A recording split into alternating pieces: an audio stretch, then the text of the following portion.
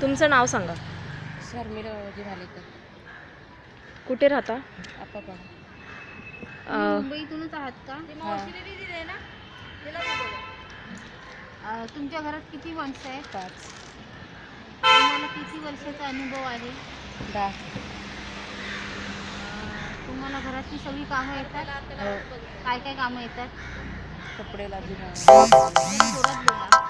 धुण्याची लादी. जेवणामध्ये काय काय येतं तुम्हाला?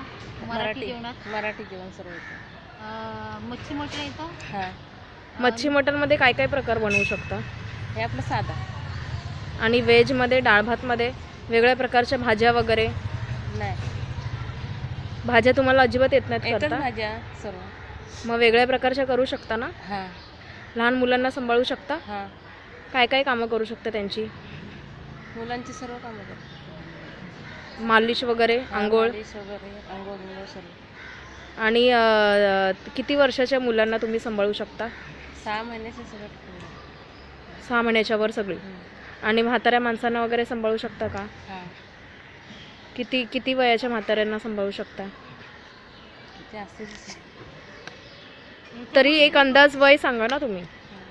40-50. 40-50. ह्याच्यापूर्वी तुम्ही काम कुठे केलं? मालाड, जोगेश्वरी, कांदवली? इथंच अलीकडं. अलिकामध्ये म्हणजे कुठे? कांदवलीमध्ये आलं अलिका? हां. ह्याच्यापूर्वी तुम्ही काम का केलं? तुम्ही गावाला गेलात की काही तुम्हाला प्रॉब्लेम होता? नाही, आताच सुरू झालं. आताच नवीन लागलेत कामाला तुम्ही? 10-12 वर्ष झाली. 10-12 वर्ष. तुम्हाला किती सुट्ट्या हव्या? 2. कशासाठी? बोला कशासाठी?